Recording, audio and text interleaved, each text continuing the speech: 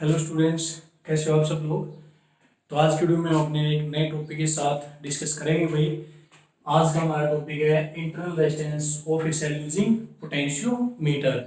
Potentiometer का use करके हमने सेल की ईएमएफ के बारे में बात की थी लास्ट पिछली वीडियो के अंदर। और क्या किया था अभी हमने दो सेल की ईएमएफ को कंपेयर किया था। आज हम क्या करेंगे, इंटरनल रेजिस्टेंस निकालेंगे किसी भी सेल का यूजिंग पोटेंशियोमीटर। तो सबसे पहले देखो हमें क्या करना है, पोटेंशियोमीटर का डायग्राम बनाना है आपने। तो डायग्राम आप कैसे बनाओगे, हर बार हम क्या करते हैं, दो पॉइंट एज्यूम करते हैं, ए और बी पॉइंट। इन दोनों पॉइंट के बीच में हम क्या करते हैं, एक वायर स्ट्रेच करवाते हैं। ये वायर किसकी होती है, कांस्टेंटाइन और मैग्नेटिक की। ये ए और बी पॉइंट हमने एज्यूम कर लिए हुए। अब इसको हम क्या करते हैं, एक साइड को हम बैटरी से कनेक्ट कर देते हैं, बैटरी या सेल से, ठीक है। और करंट को मेजर करने के लिए एक सीरीज में क्या लगा देते हैं, एमीटर लगा देते हैं। और साथ में एक रियोस्टेट लगा देते हैं, वही हमारा जो वेरिएबल रेजिस्टेंस है। और एक की लगा देते हैं K1, ठीक है। और फिर हम इसको कनेक्ट कर देते हैं भाई इसके डी पॉइंट से। तो ये हमारा पॉजिटिव टर्मिनल, ये नेगेटिव टर्मिनल। अब इसके अंदर देखो, इस जो हमारी कांस्टेंट और मैग्नेटिक की वायर है, इसकी लेंथ को मेजर करने के लिए हम इसके पैरेलल में क्या लगाते हैं, एक मीटर स्केल लगा देते हैं भाई, जिसके ऊपर रीडिंग 0 से स्टार्ट होती है और कहां तक जाती है, 100 तक जाती है भाई। तो ये इसकी रीडिंग होगी 0 से 100 सेंटीमीटर तक क्या करेगा, ये मेजर करेगा भाई आपका। तो ये चीजें आपको ध्यान रखनी, बार बार आपकी वही कॉन्सेप्ट आपके रिपीट होके आ रहे हैं। अब हमें क्या करना है, एक सेल का ईएमएफ मेजर करना है। तो इसके साथ हम एक सेल लगा देते हैं भाई। ये हमने सेल जोड़ दिया। इस सेल का इंटरनल ईएमएफ हमने ई के इक्वल मान लिया। इस सेल का इंटरनल रेजिस्टेंस हमने स्मॉल आर से यूज कर लिया। और इसके साथ हमने सीरीज में क्या लगा दिया, एक रेजिस्टेंस बॉक्स लगा दिया। रेजिस्टेंस बॉक्स या रेजिस्टेंस कुछ भी मान सकते हो। और इसके साथ हम क्या लगा देते हैं, ये जोकी लगा देते हैं अपना, यानी गैलोमीटर को हम क्या कर देंगे, अटैच कर देंगे। और गैलोमीटर से हम क्या कर देंगे, जोकी को हम स्लाइड करवा देंगे। यहाँ पर एक जोकी हमने अटैच कर दिया। तो ये हमारे पास जो सेल है, इसका हमें क्या करना है, ईएमएफ मेजर करना है, ठीक है। तो देखो, इसका ईएमएफ मेजर करने के लिए सबसे पहले हम क्या करेंगे, अगर मैं मान लेता हूं हमारे पास, और एक इसके साथ हम क्या लगा देते हैं, एक की लगा देते हैं इसके साथ सेकंड की। इसको हमने नाम दे दिया कि 2 से, ठीक है। तो देखो, सबसे पहले मैं क्या करता हूं भाई, इस की K1 को क्या करूंगा, क्लोज करूंगा। जब मैं इस की K1 को क्लोज करूंगा, और जो हमारे पास ये रियोस्टेट है या जो वेरिएबल रेजिस्टेंस है, इसको मैं एक सुटेबल रेजिस्टेंस के साथ क्या करूंगा, एडजस्ट कर दूंगा। इसके अंदर मैं एक सुटेबल रेजिस्टेंस दे देता हूं। जैसे मैं इसके अंदर सुटेबल रेजिस्टेंस दूंगा और की K1 को हम क्या करते हैं, क्लोज करते हैं, तो इसके अंदर एक कांस्टेंट करंट फ्लो करना स्टार्ट कर देगा इस पोटेंशियोमीटर वायर के अंदर वही, ठीक है। लेकिन उसके अंदर देखो, हमने अभी की K2 को क्लोज नहीं किया है। K2 हमारी क्या है, ओपन है। तो इसके अंदर आपका करंट फ्लो नहीं करेगा, ठीक है। तो इस बैटरी की जो ईएमएफ है, यानी जैसे हम इसको की K1 को क्लोज करते हैं और यहाँ पर रेजिस्टेंस की वैल्यू फिक्स करते हैं हमारी, तो इस जो पोटेंशियोमीटर वायर है उसके अंदर क्या करेगा, एक कांस्टेंट करंट फ्लो करेगा। तो इसके अंदर क्या होगा, बैलेंस पॉइंट हम क्या करेंगे, बैलेंस पॉइंट फाइंड आउट करने के लिए इस जोकी को वहां पर स्लाइड करवाएंगे भाई, ठीक है। सिर्फ पहले की K1 को क्लोज करके इस जोकी को हमने स्लाइड करवा दिया। तो यहाँ पर हमें कोई भी बैलेंसिंग लेंथ मिल जाती है। मान लेते हैं हमारे पास इसी J पॉइंट के ऊपर हमें क्या मिल जाती है, वो बैलेंसिंग लेंथ मिल जाती है। तो इस बैलेंसिंग लेंथ का जो पोटेंशियल होगा वो अब किसके इक्वल हो जाएगा भाई, जो सेल का ईएमएफ है उसके इक्वल। क्योंकि जब सेल के अंदर आपकी करंट फ्लो नहीं करेगा आपका सेल का, तो उसका जो पोटेंशियल होता है वो किसके इक्वल होता है, सेल के ईएमएफ के। और जैसे ही उसके अंदर करंट फ्लो करना स्टार्ट कर देता है, तो उसका जो ईएमएफ होता है वो और जो पोटेंशियल डिफरेंस होता है, दोनों में क्या जाता है, डिफरेंस आ जाता है हमारा, ठीक है। तो जैसे ही अभी हमने यहाँ पर क्या की, K2 को ओपन रखा है, तो K1 को हमने क्लोज कर दिया, यहाँ से आर की वैल्यू फिक्स कर दी। करंट क्या करेगा, इस कांस्टेंट और मैग्नेटिक की वायर के अंदर फ्लो करेगा। वहां से हम क्या कर लेते हैं, इसका बैलेंस पॉइंट फाइंड आउट कर लेते हैं। और मान लेते हैं कि जो हमने बैलेंस पॉइंट फाइंड आउट किया है वो हमारी कितनी लेंथ के ऊपर आया अभी, L1 लेंथ के ऊपर आया है। कहां से, इस A पॉइंट से। A पॉइंट से L1 लेंथ आ गई। तो इसका जो पोटेंशियल हो जाएगा वो किसके इक्वल हो जाएगा भाई, ईएमएफ ऑफ द सेल के इक्वल हो जाएगा, क्योंकि सेल वाली की हमने ओपन रखी है तो सेल के अंदर कोई करंट नहीं फ्लो करेगा, तो इसके अंदर जो पोटेंशियल डिफरेंस आएगा वो किसके इक्वल आ जाएगा, सेल के ईएमएफ के। तो यहां से E इक्वल टू क्या होता है भाई, K इंटू में L1 हम बोल सकते हैं, इक्वेशन नंबर हमने इसको क्या मान लिया, फर्स्ट मान लिया भाई, ठीक है। तो यहां से हमारे पास ये निकल के आ गया। दूसरा हमारे पास क्या होता है, जैसे हम क्या करते हैं, इस के की K2 को हम क्लोज कर देते हैं भाई, जैसे ही हम इस K2 को क्लोज करेंगे तो अब की बार क्या होगा, इस सेल के अंदर भी करंट फ्लो करेगा, तो दोबारा से हमें बैलेंसिंग पॉइंट फाइंड आउट करना पड़ेगा भाई। तो इस जो को हम क्या करते हैं, दोबारा इसके ऊपर क्या करवाएंगे, स्लाइड करवाएंगे, और इस L1 को मैं यहां से रब कर देता हूं, L1 का काम यही था हमारा। अब हमारा क्या होगा, जब इसकी K2 को हम क्लोज करेंगे तो इसके ऊपर हमें दोबारा से क्या करना पड़ेगा, फाइंड आउट करना पड़ेगा भाई अपना नल पॉइंट। तो हम इस जो क्या करवाएंगे, स्लाइड करवाएंगे इस वायर के ऊपर। तो मान लेते हैं ये किसी जे डैश पॉइंट के ऊपर आपके क्या आके आपका क्या हो जाता है, नल पॉइंट शो कर देता है। तो ये जो लेंथ है ये पॉइंट से जे डैश पॉइंट तक ये हमने क्या मान ली, L2। लेकिन अब की बात देखो, जब इस सेल के अंदर करंट फ्लो करेगा तो इसका जो पोटेंशियल डिफरेंस होगा वो क्या होगा, ईएमएफ और उसके बीच में कोई डिफरेंस होगा। अब की बार V और ये दोनों इक्वल नहीं होंगे आपके, ठीक है, क्योंकि इसके अंदर करंट फ्लो करेगा, करंट फ्लो करेगा तो इसका पोटेंशियल डिफरेंस क्या होगा, डिक्रीज करेगा भाई आपका। तो यहां से अगर इसका पोटेंशियल डिफरेंस दिखाते हैं तो कितना आएगा, अगर अब की बार जो पोटेंशियल डिफरेंस होगा उसके अंदर डिफरेंस आएगा भाई, और यहां से हमने लेंथ क्या मानी है, L2, तो V की वैल्यू किसके इक्वल हो जाएगी, K इंटू में L2 के इक्वल। हमने इसको क्या माना, इक्वेशन नंबर सेकंड। ये K L2 कब आई है, जब हमने सेल को कनेक्ट किया है इस गैलोमीटर से, और गैलोमीटर को फिर हम जो कि हमने क्या करवाया है, स्लाइड करवाया है। तो यहां से हमारे पास वही इक्वेशन आ गई। अगर मैं इसको क्या कर देता हूं भाई, डिवाइड कर देता हूं, divide equation first by second equation से डिवाइड करा तो क्या होगा भाई, E by V is equal to KL1 divide by KL2। तो यहां से E बाई V का रेशो आपके पास किसके इक्वल आ गया, L1 by L2। Equation number 3 आ गई हमारे पास ये, ठीक है। सिर्फ हमने क्या किया है, एक बार इस की को क्लोज किया, फिर उसके बाद इस की को क्लोज किया K2 को, और दोनों के हमने क्या निकाल दी, पोटेंशियल डिफरेंस मेजर कर ली। फर्स्ट केस में जो पोटेंशियल डिफरेंस है वो ईएमएफ के इक्वल हो जाएगा, लेकिन सेकंड केस में हमारा पोटेंशियल डिफरेंस अलग हो जाएगा।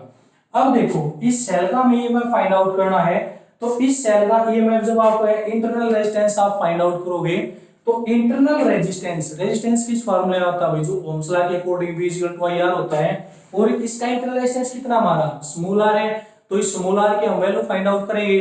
तो इस स्मॉल r को दिखाने के लिए हमें क्या करना भाई, करंट फ्लो करवाना पड़ेगा। तो देखो सीधी बात है, यहां से अगर हम करंट फ्लो करवाते हैं, जब हमने इसकी K1 को क्लोज किया था तो इस पोटेंशियोमीटर वायर के अंदर कितना करंट फ्लो किया था भाई, I करंट फ्लो किया था, ठीक है। अब देखो जैसे हमने की K2 को क्लोज किया तो इंटरनल रेजिस्टेंस हमें इस सेल का फाइंड आउट करना है।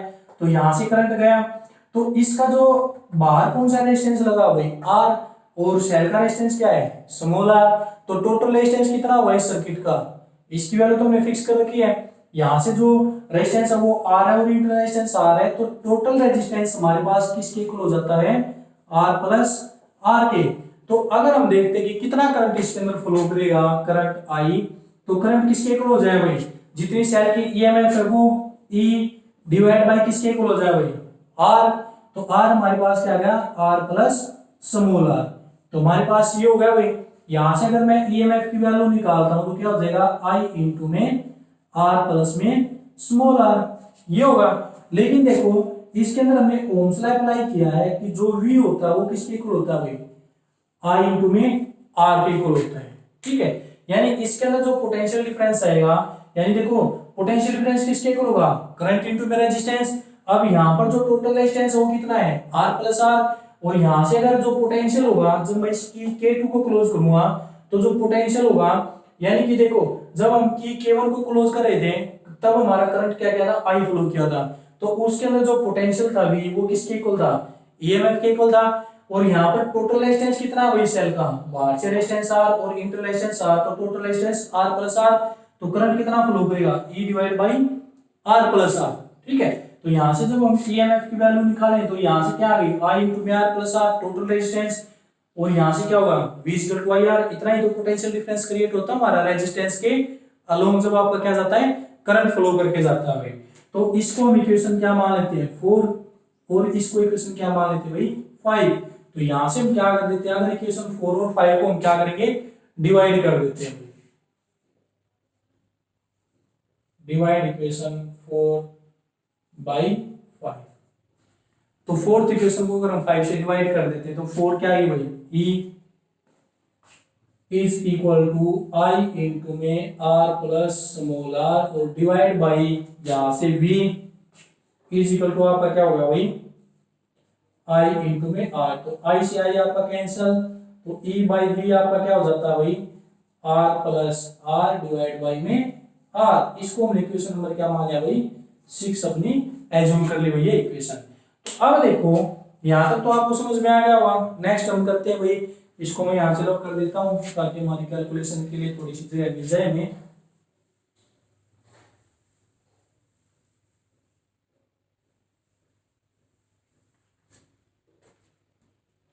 तो यहां से देखो हमारे पास क्या था E by V is equal to, और ये भी आपका क्या था E बाई वी बाई, ठीक है। तो अब हम कंपेयर करते हैं इक्वेशन 3 और इक्वेशन नंबर 6 को, यानी फ्रॉम इक्वेशन 3 एंड 6।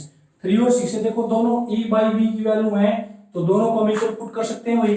तो यहां से हमारे पास क्या हो गया R plus are divide by में R is equal to L1 by L2। तो यहां से मैं क्या करता हूं भाई फिर इसको मैं अलग अलग कर देता हूं, R by r plus simple small r by r is equal to में L1 बाई L2। तो ये हो जाएगा 1 प्लस में R by are L1 by L2। ये आगे जब इसको हम सोल्व करेंगे, अब ऊपर वाले को मैं रब कर देता हूं, इसकी हमारे पास कोई जरूरत नहीं है इसकी।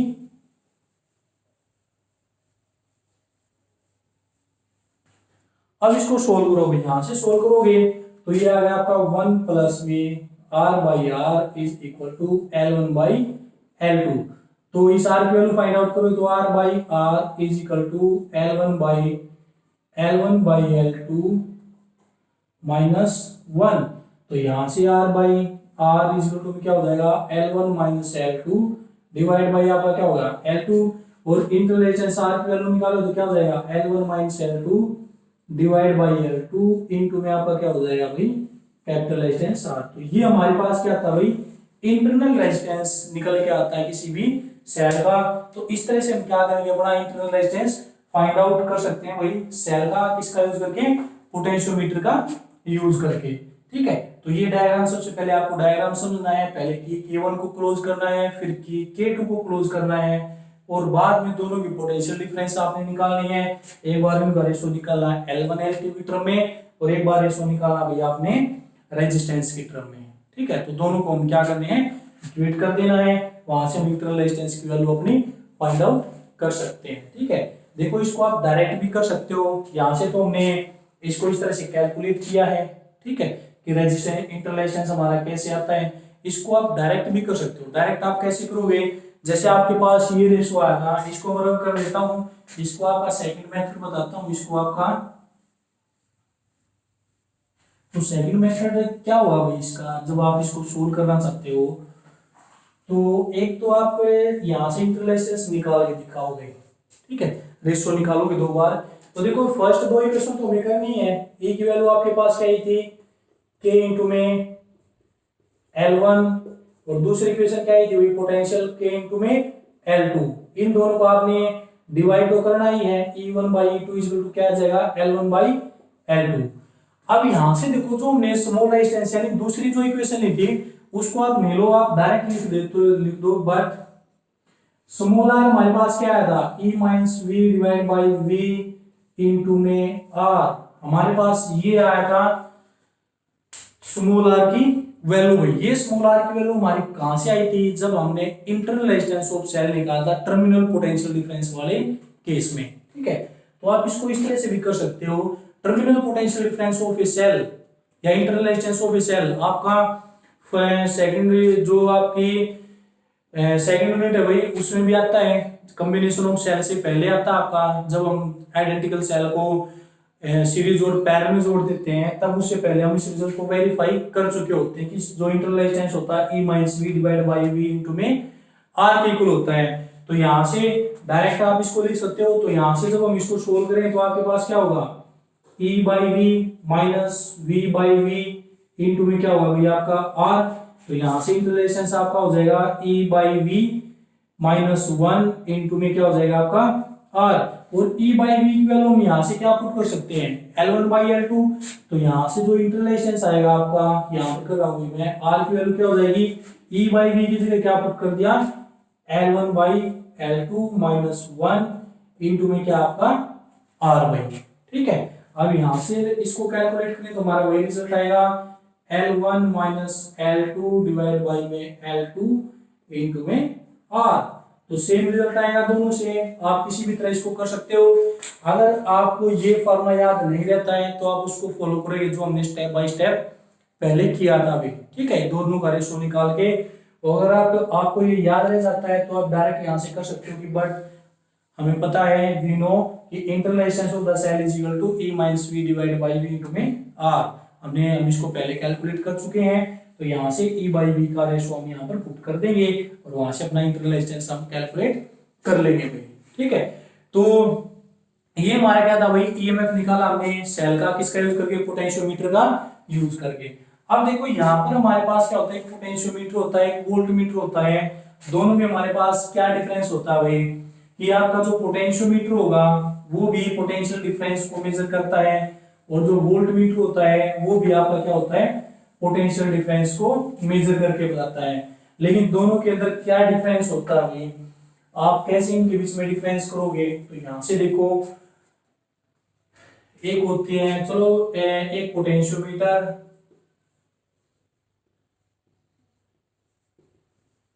एक होता है आपका वोल्टमीटर। दोनों पोटेंशियल डिफरेंस को मेजर करने के काम आते हैं। लेकिन जो पोटेंशियोमीटर होता है वो एक्यूरेटली मेजर करता है भाई, एक्यूरेटली, और ये अप्रोक्सीमेटली मेजर करता है। ठीक है, यानी हमें अप्रोक्सीमेट वैल्यू देता है, एक्चुअल वैल्यू नहीं बताएगा, और ये हमें बिल्कुल एक्यूरेट वैल्यू बताएगा। पोटेंशियोमीटर को हम क्या बोल देते हैं, आइडियल वोल्टमीटर बोल देते हैं भाई, आइडियल वोल्टमीटर। क्यों बोलते हैं, क्योंकि इसका जो रेजिस्टेंस होता है, रेजिस्टेंस होता है वो क्या होता है, इनफाइनाइट होता है। रेजिस्टेंस इनफाइनाइट होने का क्या मतलब है कि अगर इसके अंदर थोड़ा सा भी करंट देंगे, रेजिस्टेंस इसका बहुत ज्यादा होगा तो ये उस करंट को मेजर करेगा।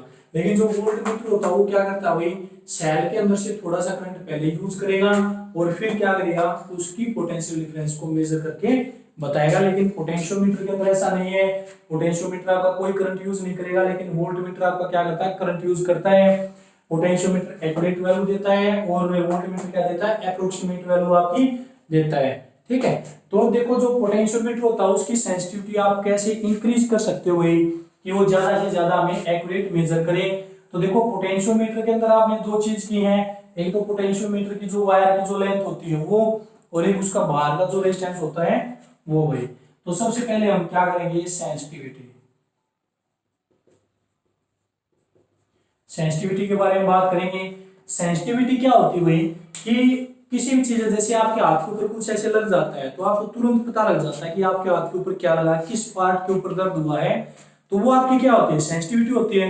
तो इसी तरह पोटेंशियोमीटर की भी सेंसिटिविटी होती है। पोटेंशियोमीटर की सेंसिटिविटी आप कैसे निकालोगे, कि इसके अंदर अगर आप थोड़ा सा भी करंट जाता है, इसके अंदर थोड़ा सा भी पोटेंशियल वोल्टेज जाता है तो ये उसको भी मेजर करके बताता है हमें। ठीक है, यानी इसके अंदर कोई वेस्टेज हम नहीं होती। तो सेंसिटिविटी क्या होगी इसके अंदर, एक तो इसकी जो पोटेंशियोमीटर वायर है उसकी लेंथ अगर हम इंक्रीज कर देते हैं तो इसकी सेंसिटिविटी इंक्रीज कर जाती है, यानी to increase the length of the wire. Wire की लेंथ करेंगे तो सेंसिटिविटी क्या होगी, हम इंक्रीज करवा रहे हैं सेंसिटिविटी को। ठीक है, तो लेंथ की वायर को हम इंक्रीज कर देंगे तो सेंसिटिविटी इंक्रीज हो जाएगी। अगर वायर की लेंथ ज्यादा होगी तो एक पॉइंट के ऊपर पोटेंशियल डिफरेंस में क्या आएगा, ज्यादा ड्रॉप आएगा। ठीक है, तो इसकी सेंसिटिविटी बढ़ जाएगी। दूसरा हमारे पास क्या होता है कि जो बाहर जो रेजिस्टेंस रियोस्टेट लेते हैं, अगर उस रेजिस्टेंस की वैल्यू को इंक्रीज कर देते हैं, ठीक है, उस रेजिस्टेंस की वैल्यू को इंक्रीज करेंगे तो करंट क्या होगा, इसके अंदर कम होगा। करंट कम कर जाएगा तो पोटेंशियल डिफरेंस क्या होगा, ज्यादा क्रिएट होगा। ठीक है, करंट आगे कम फ्लो करेगा तो पोटेंशियल डिफरेंस क्या होगा, ज्यादा क्रिएट नहीं होगा हमारा। ठीक है, तो बाय इंक्रीजिंग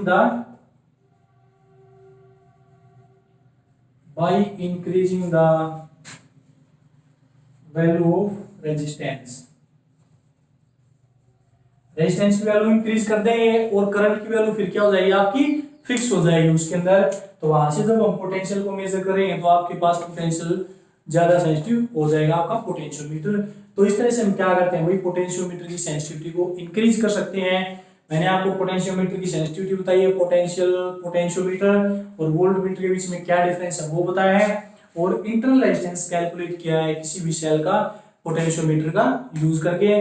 तो आज की वीडियो में हम इतना ही डिस्कस करते हैं। तो जैसा भी आपको वीडियो लेक्चर लगे आप मुझे कमेंट करके बता सकते हैं। तो नेक्स्ट वीडियो में अपनी नेक्स्ट लेक्चर के बारे में बात करेंगे। तो आज के लिए सिर्फ इतना ही। थैंक यू भाई।